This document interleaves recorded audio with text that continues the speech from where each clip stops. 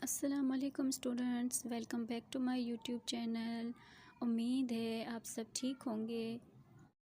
اس سے پہلے والی ویڈیو میں ہم نے غزوہ بدر کے بارے میں پڑھا، وہ کیا واقعات تھے، کیا حالات تھے اور کس طرح سے مسلمانوں نے مقابلہ کیا، اور تھوڑی سی مسلمانوں کی تعداد نے بھی ثابت قدمی کا مظاہرہ کیا اور اللہ تعالیٰ کی مدد سے مسلمان فتح یاب ہوئے۔ اور اسٹوڈنٹس یہ یاد رکھیے گا کہ جب ہجرت ہوئی تو ہجرت کے پہلے سال آپ صلی اللہ علیہ وآلہ وسلم نے جو امپورٹنٹ کام کیے تھے وہ میثاق مدینہ آپ صلی اللہ علیہ وآلہ وسلم نے اوس اور خزرج اور یہودیوں کے قبائل کے ساتھ کیے تھے، تاکہ وہ مکہ سے آئے ہوئے مسلمانوں کو ایک محفوظ پناہ گاہ مل سکے جہاں پر وہ اپنے آپ کو آباد کر سکیں۔ لیکن کفار مکہ کو کہاں سکون تھا، ان کی مخالفت نے ایک نیا رخ اختیار کر لیا اور غزوات کا سلسلہ شروع ہوا۔ اس سے پہلے والی ویڈیو میں ہم نے غزوہ بدر کو تفصیل سے ڈسکس کیا ہے، تو جس کا لنک ڈسکرپشن باکس میں دیا گیا ہے، کائنڈلی وزٹ کیجیے گا۔ غزوہ بدر 2 ہجری میں ہوئی اور غزوہ بدر کے بعد غزوہ سویق ہوئی جو 2 ہجری کو ہوئی۔ قریش کے تمام بڑے بڑے رؤساء غزوہ بدر میں مارے گئے۔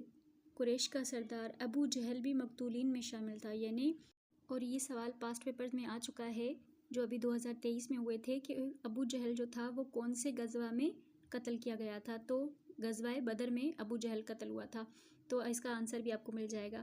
تو آئیے غزوہ سویق کو سمجھتے ہیں۔ غزوہ بدر میں شکست کے بعد قریش کے گھر گھر میں صف ماتم بچھی ہوئی تھی اور ہر فرد ان مقتولین کا انتقام لینے کے لیے اپنے جذبہ کا اظہار کر رہا تھا۔ قریش کا سردار اب حرب کا بیٹا ابو سفیان تھا۔ دوسرے لوگوں کی طرح ابو سفیان نے بھی مقتولین کا انتقام لینے کے لیے جوش دکھایا۔ اس نے منت مانی کہ جب تک مقتولین کا انتقام نہ لے لوں تب تک نہ سر میں تیل ڈالوں گا نہ غسل کروں گا۔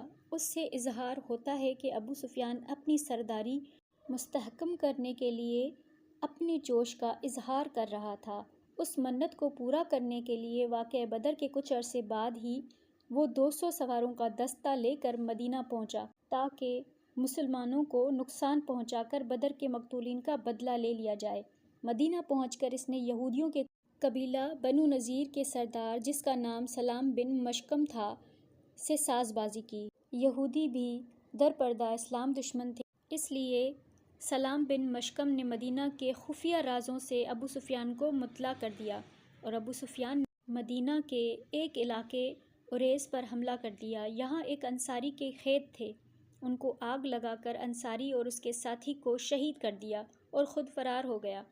آپ صلی اللہ علیہ وآلہ وسلم کو جب حالات کا علم ہوا تو آپ صلی اللہ علیہ وسلم نے 200 صحابہ کو ساتھ لیا اور ابو سفیان کے تعاقب کے لیے روانہ ہوئے۔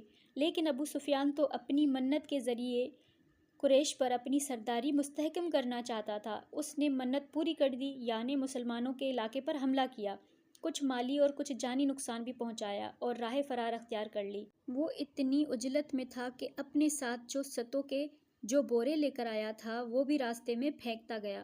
اسی وجہ سے اس جنگ کو غزوہ سویق کہتے ہیں۔ اس طرح سے ابو سفیان اپنی دانست میں منت پوری کر دی، لیکن اس سے مسلمانوں پر ایک بار پھر واضح ہو گیا کہ قریش انہیں سکون سے نہیں بیٹھنے دیں گے، انہیں جب بھی موقع ملے گا وہ مسلمانوں پر چڑھ دوڑیں گے۔ اس طرح سے قریش کے ارادوں کا علم ہونے پر مسلمانوں نے دشمن کے ہر خطرے کا مقابلہ کرنے کے لیے اپنے آپ کو تیار کر لیا کہ اسلام کا دفاع کیا جائے۔ اسٹوڈنٹس، اب ہمارا سیکنڈ غزوہ ہے غزوہ احد، جس کے بارے میں ہم پڑھیں گے، اور یہ کب ہوا، کس طرح سے کیا حالات تھے، کیا اسباب تھے، یہ سب ہم اس میں ڈسکس کریں گے۔ غزوہ سویق کے کچھ عرصے ہی بعد 3 ہجری میں قریش ایک بار پھر مسلمانوں پر حملہ آور ہوئے۔ وہ جنگ بدر کی شکست کا بدلہ لینے کے لیے بار بار مسلمانوں سے مقابلے پر آ رہے تھے، لیکن انہیں ناکامیاں ہو رہی تھیں۔ اس دفعہ وہ احد کے علاقے میں، جو ایک پہاڑی علاقہ ہے، پہاڑی کا نام ہے احد، مسلمانوں کے مد مقابل ہوئے۔ اسی مناسبت سے اس جنگ کو غزوہ احد کہتے ہیں۔ اب آئیے اس کے اسباب پڑھتے ہیں کہ وجہ کیا تھی غزوہ بدر کی۔ پہلی وجہ یہ تھی کہ بدر کے مقتولین کا بدلہ لینا چاہ رہے تھے۔ غزوہ بدر کا فوری سبب نخلہ کا وہ واقعہ، یعنی عمرو بن الحضرمی کا قتل تھا، لیکن غزوہ بدر میں ان کے 70 آدمی مارے گئے تھے جن کا تعلق رؤساء عرب سے تھا۔ ان میں قریش کا سردار اور سب سے بڑا اسلام دشمن ابو جہل بھی تھا، اس لیے ان کا انتقام لینا قریش کا پہلا اور اہم فریضہ تھا۔ اس فریضے کو انجام دینے کے لیے غزوہ بدر کے دوسرے سال ہی وہ مسلمانوں پر حملہ آور ہوئے۔ دوسرا سبب ہے ابو سفیان کا مقصد۔ بدر کے 70 مقتولین کا بدلہ لینے کے لیے ابو سفیان نے جو منت مانی تھی اور جوش دکھایا تھا، اس کا مظاہرہ وہ غزوہ سویق میں ظاہر کر چکا تھا۔ اس سے اس کی منت تو پوری ہو چکی تھی، لیکن اصل مقصد پورا نہیں ہوا تھا۔ اس کو پورا کرنے کے لیے ایک بار پھر وہ مسلمانوں پر حملہ آور ہوا۔ تیسرے نمبر پر جو سبب تھا وہ تھا کفر اور اسلام کے رنجش، یعنی اس جنگ کا بنیادی سبب بھی کفر و اسلام کی وہی باہمی رنجش کو کہہ سکتے جو ظہور اسلام سے شروع ہو چکی تھی۔ قریش اسلام کو صفحہ ہستی سے مٹانے کے عزائم رکھتے تھے۔ ان عزائم کو پورا کرنے کے لیے انہیں ایک بار پھر مسلمانوں سے مقابلے کے لیے ٹھانی۔ چوتھے نمبر پہ سبب آتا ہے جذبہ انتقام۔ چونکہ غزوہ بدر میں ان کے ایک دو نہیں بلکہ 70 آدمی مارے جا چکے تھے، اس لیے ہر گھر میں صفحہ ماتم چھائی ہوئی تھی اور ہر شخص ان کا انتقام لینا چاہتا تھا۔ اس لیے سب نے اپنے اپنے انتقامی جذبے کا اظہار کیا جو جنگ احد کا سبب بنا۔ پانچواں سبب ہے تجارتی منافع اور تیاری جنگ۔ قریش کے تمام افراد نے مقتولین کا بدلہ لینے اور مسلمانوں پر حملہ کرنے کے لیے یہ تجویز پیش کی کہ 1 سال تک تجارتی منافع کو صرف جنگ کی تیاریوں پر صرف کیا جائے۔ اس تجویز کے ذریعے سے وہ اپنی عسکری یعنی فوجی طاقت کو بڑھانا چاہتے تھے۔ اس لیے اس طرح 1 سال تک تجارتی منافع سے جنگی تیاریاں ہوئیں، جس سے کے نتیجے میں 3000 کا لشکر جمع ہو گیا، اور اس لشکر کی طاقت کو ظاہر کرنے کے لیے یہ ضروری تھا کہ مسلمانوں پر حملہ کر دیا جائے۔ تو اسٹوڈنٹس، یہ تھے اسباب غزوہ احد کے۔ اب آتے ہیں کہ یہ لڑائی کیسے ہوئی۔ غزوہ بدر کے بعد پورے سال جنگی تیاریاں ہوتی رہیں۔ قریش نے 3000 کا لشکر تیار کیا جو تمام جنگی ہتھیاروں سے پوری طرح لیس تھا، اور 3 ہجری میں یہ لشکر ابو سفیان کی قیادت میں مدینہ کی طرف روانہ ہوا۔ یہ جو جنگ ہوئی تھی یہ ہوئی تھی 3 ہجری بمطابقت 625 عیسوی میں، اور بعض روایات میں ہے کہ یہ 7 شوال کو ہوئی تھی، جو کہ بکس میں لکھا ہوا ہے اسلامی تاریخ کے، اور اگر ویسے آپ MCQs میں دیکھیں گے تو اس میں 17 رمضان لکھا ہوا ہے۔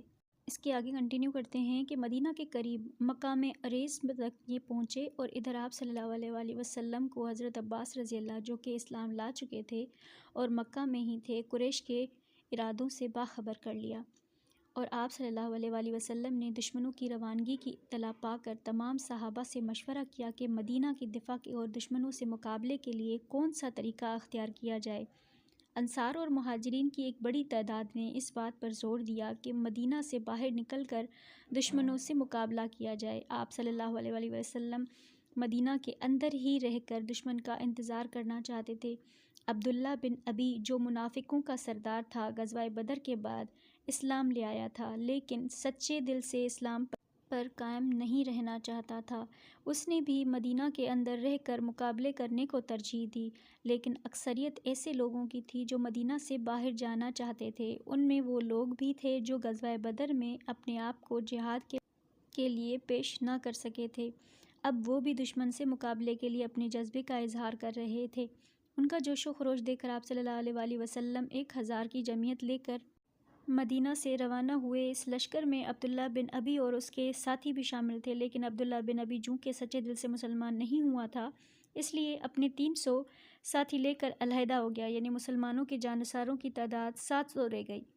دشمنوں نے اپنی تعداد بہت بڑھا لی تھی، لیکن غزوہ بدر کے موقع میں مسلمانوں جانصاروں کی بھی زیادہ تعداد تھی، یعنی 313 کے بجائے 700 مجاہدین نے دشمن سے مقابلہ کرنے کے لیے احد کی پہاڑی کی طرف بڑھے، جہاں دشمن پہلے ہی موجود تھا۔ احد پہنچنے کے بعد آپ صلی اللہ علیہ وآلہ وسلم نے مناسب مقام پر اپنی فوج کی صف بندی کی۔ پہاڑی کے پیچھے ایک درہ تھا، یہاں سے دشمن کے حملہ کے امکان زیادہ تھے، اس لیے آپ صلی اللہ علیہ وآلہ وسلم نے اس کے لیے حفاظتی تدابیر کی۔ آدمیوں کا ایک دستہ عبداللہ بن جبیر رضی اللہ کی سرکردگی میں اس درے پر متعین کر دیا اور یہ حکم دیا کہ وہ دشمن کی فوج کو یہاں سے نہ گزرنے دیں، اور اگر کوئی دستہ اس راستے سے مسلمان فوج پر حملہ کر دے تو اس کے حملے کو روکیں اور کسی بھی حالت میں اس وقت تک اپنی جگہ نہ چھوڑیں جب تک کوئی دوسرا حکم نہ ملے۔ اس طرح سے قریش کی تعداد 3000 تھی اور اس میں 200 سوار تھے۔ ان میں میمنہ پر خالد بن ولید اور میسرہ پر عکرمہ بن ابی جہل تھے۔ سواروں کے دستے پر عبداللہ بن ربیعہ متعین تھے۔ 7 شوال کو جنگ شروع ہوئی۔ سب سے پہلے دشمن کی فوج میں سے خالد بن ولید اور عکرمہ اپنے اپنے دستوں کو مسلمانوں کے قبلے پر لائے۔ دونوں طرف سے مقابلہ شروع ہوا۔ پہلے ہی حملے میں دشمن کے حوصلے پست ہو گئے۔ مسلمانوں نے اس موقع سے فائدہ اٹھایا اور دشمن پر اپنی پوری طاقت سے ایک بار پھر حملہ کر دیا، جس نے دشمن کو ہراساں کر دیا۔ وہ پیچھے ہٹنے لگے، لیکن اسی لمحے درے پر متعین دستے نے ایسی غلطی کی جس نے جنگ کا رخ بدل دیا۔ دشمن پیچھے ہٹے تو مسلمان فوج نے اسے اپنی فتح سمجھی اور مال غنیمت کی طرف متوجہ ہوئی، جس کو دیکھ کر درے پر متعین دستہ بھی اس طرح متوجہ ہو گیا۔ وہ وہی ہوا جو آپ صلی اللہ علیہ وآلہ وسلم کو جس بات کا خدشہ تھا کے لیے آپ صلی اللہ علیہ وآلہ وسلم نے درے پر دستہ متعین کیا تھا۔ خالد بن ولید نے اپنے دستے کو درے سے پیچھے لا کر مسلمانوں کی پشت پر حملہ آور ہوا، اور یہ حملہ اتنا اچانک اور غیر متوقع تھا کہ اس لیے مسلمان اس کی تاب نہ لا سکے اور ان میں ابتری پھیل گئی۔ اسی افراتفری میں مصعب بن عمیر رضی اللہ، جو حضور صلی اللہ علیہ وآلہ وسلم کی ہم شکل تھے، شہید ہو گئے۔ لیکن مسلمانوں میں یہ خبر پھیل گئی کہ آپ صلی اللہ علیہ وآلہ وسلم نے شہادت پائی ہے۔ یہ خبر ایسی تھی کہ نے مسلمانوں کو اور بھی ہراساں کر دیا۔ ان کی صفیں ٹوٹ گئیں، بہت سے جانثاروں نے اپنی تلواریں پھینک دیں۔ اب لڑنے سے کیا فائدہ؟ حضرت انس بن نضر رضی اللہ نے آپ صلی اللہ علیہ وآلہ وسلم کی شہادت کی خبر سن کر حضرت عمر فاروق رضی اللہ تعالی عنہ سے کہا، اب ان کے بعد زندہ رہ کے کیا کریں گے؟ جس کام کے لیے آپ صلی اللہ علیہ وسلم نے جان دی، تم بھی دے دو۔ کہہ کر آگے بڑھے اور حضرت سعد بن معاذ رضی اللہ سے کہا، اے سعد، ہمیں احد کے پاس سے جنت کی بو آ رہی ہے۔ اس کے بعد لڑتے لڑتے شہید ہو گئے۔ غرض مسلمانوں کے لیے انتہائی پریشان کن مرحلہ تھا کہ ایک طرف دشمن کی فوج تھی اور دوسری طرف آپ صلی اللہ علیہ وآلہ وسلم کی شہادت کی خبر۔ ان کی سمجھ میں کچھ نہیں آ رہا تھا کہ عین اسی وقت کعب بن مالک رضی اللہ کی نظر آپ صلی اللہ علیہ وآلہ وسلم پر پڑی، جو لڑائی کا رخ دیکھ کر پہاڑی پر تشریف لے گئے تھے اور وہاں سے دشمن پر تیر اور پتھر برسا رہے تھے۔ بلند آواز سے مسلمانوں کو یہ خوشخبری سنائی کہ یہ خوشخبری بہت بڑی تھی۔ کعب بن مالک رضی اللہ کی آواز سنتے ہی مسلمانوں کے حواس بجا ہوئے، اور ادھر کفار جو اس خوش فہمی میں تھے کہ آج ان کا مقصد پورا ہو گیا ہے، یعنی آپ صلی اللہ علیہ وسلم کو انہوں نے نعوذ باللہ ختم کر دیا ہے اور مسلمانوں کو شکست دے دی ہے، تو آپ صلی اللہ علیہ وآلہ وسلم کی شہادت کی خبر کی تردید ہو گئی، جس سے دشمن بڑے جوش سے حضور صلی اللہ علیہ وسلم کی طرف بڑھے، لیکن تمام جانثار آپ صلی اللہ علیہ وسلم کے گرد ڈھال بن گئے۔ اسی حالت میں چند جانثاروں نے جام شہادت نوش کیا اور آپ صلی اللہ علیہ وآلہ وسلم کے دندان مبارک بھی شہید ہوئے۔ چہرہ مبارک اور پیشانی پر زخم آئے۔ ایک شخص ابن کیمہ آپ صلی اللہ علیہ وسلم تک پہنچا اور وار کیا، لیکن حضرت طلحہ رضی اللہ نے وار روک لیا۔ اس عرصے میں مسلمان اپنے حواس بحال کر چکے تھے اور متحد ہو کر دشمن سے مقابلے کے لیے تیار ہو چکے تھے۔ پہاڑ پر چڑھ کر دشمن پر تیروں اور پتھروں کی بارش شروع کر دی۔ دشمن کی فوج کا ایک دستہ اسی وقت واپس ہو گیا، اور جب آپ صلی اللہ علیہ وآلہ وسلم کی شہادت کی خبر پھیلی تھی، کیونکہ ان کے نزدیک مقصد پورا ہو گیا تھا، تو دشمن کے باقی فوج کی ہمت آپ صلی اللہ علیہ وسلم کی زندگی کی خبر اور مسلمانوں کے متحد ہونے سے ٹوٹ گئی، اور مسلمانوں کے مقابلے کے اب ان میں تاب نہیں تھی، اسی لیے میدان چھوڑ گئے۔ لیکن اس جنگ میں مسلمانوں کو بہت نقصان ہوا، جو مسلمانوں کی اسی غلطی کا نتیجہ تھا جو انہوں نے آپ صلی اللہ علیہ وسلم کی ہدایت کے خلاف ورزی کی صورت میں تھی۔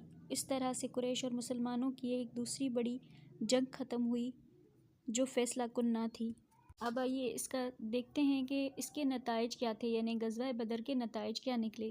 پہلے نمبر پہ نتیجہ یہ نکلا، بظاہر تو یہ جنگ بغیر ہارنے جیتنے کے ختم ہو گئی، لیکن اگر اس لحاظ سے دیکھا جائے کہ میدان جنگ پہلے دشمنوں نے چھوڑا تھا، جس سے ظاہر ہوتا ہے کہ اس میں مزید مقابلے کی سخت نہ تھی، تو ہم اسے دشمن کی شکست ہی کہہ سکتے ہیں۔ یہ مسلمانوں کی فتح ہی تھی کہ انہوں نے دوبارہ اپنی طاقت جمع کر کے دشمن کو میدان چھوڑنے پر مجبور کر دیا اور وہ جیتی ہوئی بازی کو ایک غیر فیصلہ کن موڑ پر چھوڑنے پر مجبور ہو گیا۔ دوسرا نتیجہ یہ نکلا کہ مسلمان فوج کے 70 جاں نثاروں نے جام شہادت نوش کیا، جن میں حضرت حمزہ رضی اللہ بھی تھے، جو آپ وسلم کے چچا تھے اور مسلمانوں کے لیے بہت بڑا المیہ تھا۔ تیسرے نمبر پہ ہے غزوہ بدر کے بعد جو قبائل عرب مسلمانوں کی طاقت سے خوف کھانے لگے تھے، غزوہ احد کے بعد وہ پھر مسلمانوں کے خلاف سر اٹھانے لگے۔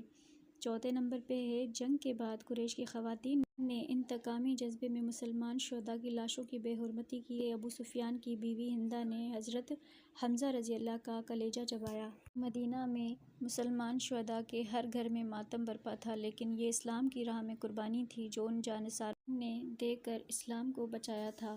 پانچویں نمبر پہ ہے اس جنگ میں مسلمانوں کو یہ احساس ہوا کہ اگر ہم نے کسی بھی حالت میں آپ وسلم کے حکم سے سرتابی کی تو نقصان ہوگا۔ حضور صلی اللہ علیہ وسلم جو کام کرتے ہیں دور اندیشی اور مصلحت کے مطابق کرتے ہیں، کیونکہ درے پر متعین لوگوں نے آپ صلی اللہ علیہ وسلم کی ہدایت پر عمل نہیں کیا تھا، جس سے جنگ کا نقشہ بدل گیا۔ دوسری چیز یہ تھی کہ آپ صلی اللہ علیہ وسلم نے جنگ سے پہلے ہی یہ خیال ظاہر کیا تھا کہ مدینہ کے اندر رہ کر حملہ کیا جائے، لیکن نوجوان جوش کے عالم میں تھے اور مدینہ سے باہر جانے سے تھے، جس کے نتائج بہتر ثابت نہ ہوئے۔ چھٹے نمبر پہ مسلمانوں کی آپ صلی اللہ علیہ وآلہ وسلم سے عقیدت اور جانثاری کا ثبوت مل گیا۔ جب آپ صلی اللہ علیہ وسلم پر دشمنوں نے تیر اور پتھر برسائے تو آپ صلی اللہ علیہ وسلم کی حفاظت کے لیے مسلمان ڈھال کی صورت میں آپ صلی اللہ علیہ وآلہ وسلم کے گرد جمع ہو گئے اور جام شہادت نوش کیا۔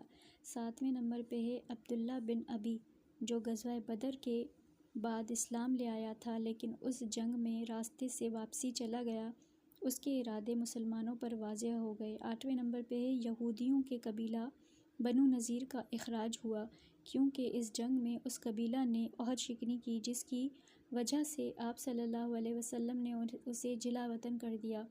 نویں نمبر پہ ہے کفار نے مسلمان شہداء کی لاشوں کی بے حرمتی کی، جو مسلمانوں کے لیے بہت دکھ کا باعث تھی، لیکن مسلمانوں نے دشمنوں کے مقتولین کو دفنانے کا کام کیا، جو مسلمانوں کی اعلیٰ ظرفی کا ایک واضح ثبوت تھا اور دشمنوں کی ندامت کے لیے کافی تھا۔ نتیجہ یہ نکلا کہ غزوہ احد ایک بڑی جنگ کا پیش خیمہ بنا، جس میں دیگر قبائل عرب نے بھی حصہ لیا۔ یہ تھا غزوہ احد کا معرکہ یا جنگ یا غزوہ، جس کو ہم نے ڈیٹیل سے سمجھا۔ امید ہے آپ کو سمجھ میں آ گیا ہوگا۔ غزوہ احد کے بعد ہمارا نیکسٹ ٹاپک ہے غزوہ خندق۔ غزوہ خندق کا دوسرا نام غزوہ احزاب ہے، یعنی یہ جنگ 5 ہجری میں ہوئی۔ غزوہ خندق اس لیے کہا جاتا ہے کہ عرب کی تاریخ میں پہلی مرتبہ مدینہ کا دفاع کرنے کے لیے خندق کھودی گئی تھی۔ احزاب اس لیے کہا جاتا ہے کہ اس جنگ میں قریش کے علاوہ دیگر اسلام دشمن قبائل نے بھی مسلمانوں سے مقابلہ کیا تھا۔ احزاب چونکہ لفظ حزب کی جمع ہے اور حزب سے مراد فوج کے ہیں، اس لیے احزاب کے معنی ہے افواج یا گروہ کے ہوئے۔ اس میں مختلف قبائل کی افواج شامل تھیں۔ غزوہ احد کے بعد قریش نے ایک بار پھر مسلمانوں سے مقابلہ کی زبردست تیاریاں شروع کر دیں۔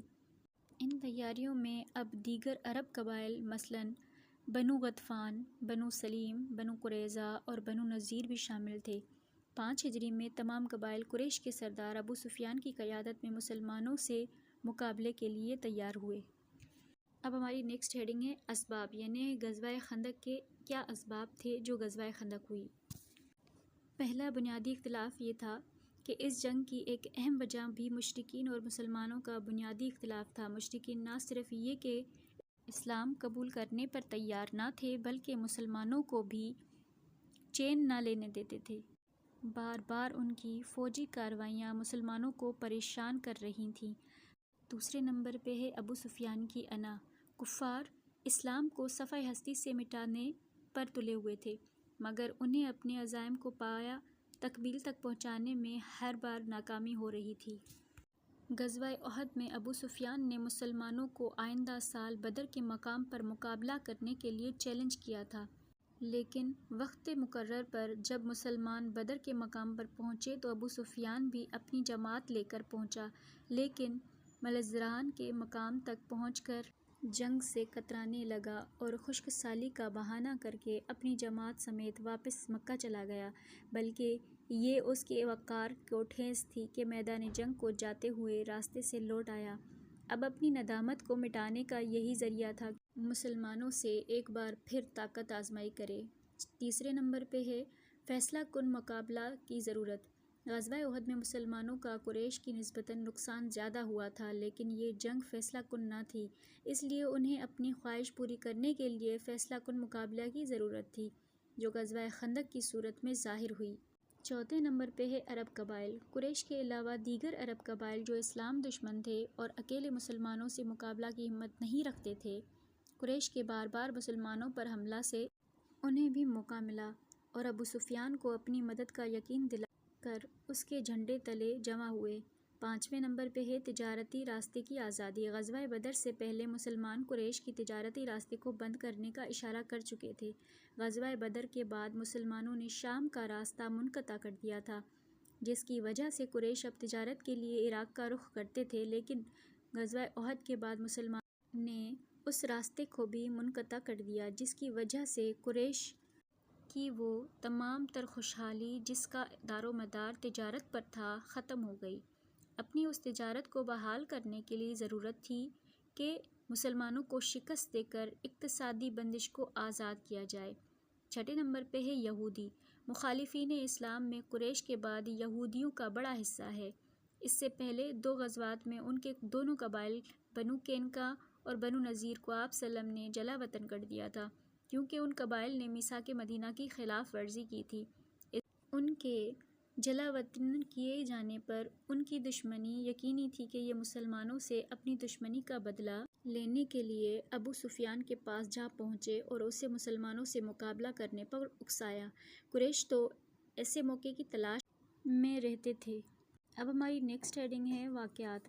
تمام قبائل نے مل کر ابو سفیان کی قیادت کو تسلیم کیا اور اس دشمن اسلام نے تقریباً 10,000 کفار پر مشتمل لشکر کے ہمراہ مکہ سے نکل کر مدینہ کا رخ کیا۔ آپ صلی اللہ علیہ وآلہ وسلم کو دشمن کی روانگی کی اطلاع ملی تو آپ صلی اللہ علیہ وسلم نے تمام صحابہ کو جمع کر کے مشورہ کیا۔ اس سے پہلے غزوہ احد کے موقع پر مدینہ سے باہر نکل کر مقابلہ کیا تھا، لیکن اس کے نتائج مسلمانوں کے لیے اچھے ظاہر نہ ہوئے تھے۔ اس لیے اس مرتبہ یہ طے ہوا کہ مدینہ کے اندر رہ کر دشمنوں سے مقابلہ کیا جائے گا اور مدینہ کے غیر محفوظ مقامات کے گرد خندق کھودی جائے۔ یہ تجویز حضرت سلمان فارسی رضی اللہ عنہ نے کی، جو ایرانی تھے، پیش کی گئی، جسے سب نے پسند کیا۔ عرب کی تاریخ میں یہ ایک نیا طریقہ کار تھا، یقیناً دشمنوں کو اس سے واقفیت نہ تھی۔ اس رائے کو سب نے پسند کیا اور خندق کھودنے کا کام شروع ہوا۔ مدینہ کے 3 اطراف مکانات اور نخلستان تھے جو مدینہ کے لیے پناہ گاہ تھے، اس لیے چوتھی سمت کا جس کا رخ کھلا ہوا تھا، آپ صلی اللہ علیہ وسلم نے 3,000 صحابہ کے ساتھ مل کر خندق کھودنے کی ابتدا اپنے دست مبارک سے کی۔ تمام صحابہ میں کام کو تقسیم کر دیا۔ 10-10 آدمیوں پر 10-10 گز زمین تقسیم کی گئی۔ خندق کی گہرائی 5 گز رکھی گئی۔ 20 دن میں 3,000 متکبر ہاتھوں نے اس کو انجام دیا۔ صلح کی پہاڑی کو پشت پر رکھ کر صف آرائی کی گئی۔ عورتیں اور بچے شہر کے محفوظ قلعوں میں بھیج دیے گئے۔ دشمن اپنی بھاری لشکر سمیت بڑے جوش و خروش سے آ دھمکے۔ مدینہ کی حدود میں داخل ہونے سے پہلے ہی یہ دیکھ کر کہ ان کے مد مقابل کوئی نہیں، وہ اپنی فتح کا یقین کر بیٹھے تھے، لیکن آگے جا کر غیر متوقع طور پر خندق دیکھ کر ان کے اوسان جاتے رہے۔ ان کی سمجھ میں نہیں آ رہا تھا کہ جنگ کے لیے کون سا طریقہ اختیار کیا جائے۔ آخرکار مدینہ کا محاصرہ کیا گیا۔ اس طرح دشمن کی فوجیں مدینہ کے گرد کھلی فضا میں خیمہ زن ہوئیں۔ مدینہ کا محاصرہ شدت اختیار کر گیا اور مسلمان باہر سے رسد نہ آنے کی صورت میں فاقے کر رہے تھے، لیکن حضور صلی اللہ علیہ وآلہ وسلم کو بھی اس حالت میں دیکھ کر صبر و شکر سے کام لے رہے تھے۔ مسلمان عورتیں اس قلعے میں تھیں جو بنو قریظہ کی آبادی کے قریب تھا۔ اس موقع پر بنو قریظہ نے بھی اپنی دشمنی دکھائی اور قلعے پر حملہ کا خیال کیا۔ ایک یہودی قلعے کے فاٹک تک پہنچ گیا اور قلعہ پر حملہ کرنے کی تجویز سوچنے لگا، لیکن حضرت صفیہ رضی اللہ آپ صلی اللہ علیہ وآلہ وسلم کی جو پھوپھی تھیں، انہوں نے خیمے کی ایک تناب اٹھا کر یہودی کے سر پر ماری اور اس کا سر کٹ کر یہود کی آبادی کی طرف پھینک دیا۔ حضرت صفیہ رضی اللہ تعالیٰ عنہا کی اس مردانہ وار سے ہمت سے یہودیوں نے یہ خیال کیا کہ مسلمانوں کی فوج کا کچھ حصہ قلعے پر متعین ہے۔ اس خیال سے یہودیوں کو دوبارہ قلعے کی طرف نظر اٹھانے کی ہمت نہ ہوئی۔ محاصرہ جاری تھا۔ مسلمانوں کو مشکلات کا سامنا کرتے ہوئے 1 ماہ ہو چکا تھا۔ کفار کا خیال تھا کہ مسلمان فاقوں سے تنگ آ کر ہتھیار ڈال دیں گے، لیکن چند دنوں تک کفار تیر اور پتھر برساتے رہے اور خندق کو پار کرنے کی تجویزیں سوچتے رہے، لیکن ناکام رہے۔ بڑی بڑی جدوجہد کے بعد عرب کے چند بہادر عمرو بن عید اور نوفل خندق کو اس مقام سے جدھر سے کم چوڑی تھی پار کر گئے، لیکن حضرت علی کی تلوار نے ان کا کام تمام کر دیا۔ دشمن کا یہ طریقہ بھی ناکام ہو چکا تھا، اب ہر دن ان کے لیے پریشانی کا بڑھا رہا تھا۔ ایسی حالت میں نعیم اصفہانی نے، جو در پردہ مسلمان ہو چکے تھے، دشمن میں پھوٹ ڈلوا دی اور انہوں نے یہودیوں سے جا کر کہا کہ قریش محاصرہ اٹھانا چاہتے ہیں، لیکن جب تک وہ تمہیں اپنے چند آدمی یرغمال طور پر نہ دیں، ان کا ساتھ نہ دینا۔